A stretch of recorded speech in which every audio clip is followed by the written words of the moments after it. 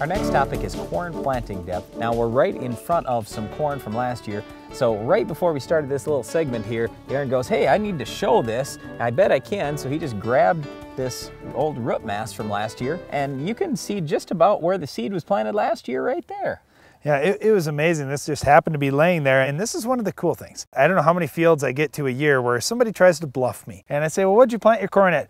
Oh, I planted at 2 inches. That's what you say, isn't it, 2? And I'm like, oh yeah, 2 inches is pretty good in our area, 1.5 to 2.5. And they say, oh yeah, I had it at 2 inches. And then I dig up some roots and I find, oh, you actually had it at 3.5 inches, or ooh, you actually had it at 1 inch. Well, the problem though is when they have it at 3.5, then they have it at 1, then it's 3.5 again, then it's 2, then it's 2.5, then it's 1.5. I mean, it's all over the place. But my point is, I can tell where your corn planting depth was last year, right now, and I can tell where your corn planting depth is this year as soon as you plant it. From the day you plant it until next year when this residue finally breaks down and disappears, I can tell exactly where you planted that corn. Yep, and the reason why is because corn seeds are going to stay exactly where they're planted, and the plant is going to grow out from there. It's different with soybean seeds. The soybean seed actually becomes the cotyledon leaves, but with a corn seed, it stays exactly where it was planted, and it's that way with all grass crops. So any grass weed, for example, you dig down and you can find out exactly how deep that weed germinated at.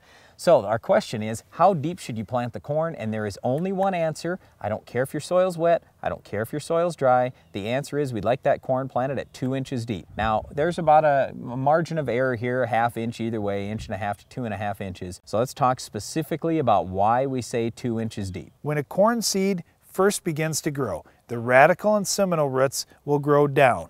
And that's to anchor the plant and to start feeding some nutrients in. But the main root systems of that corn plant are going to come above the seed. So when you plant at 1.5 inches deep, you've got some room for that root system, which is called the nodal roots. Now there will be 5 rings of nodal roots as your plant grows, and those 5 rings will need at least 3/4 of an inch of soil to be safe. Now, once that seed starts to grow up, the first part that grows up is called the mesocotyl. And that mesocotyl will be at least 3/4 of an inch long.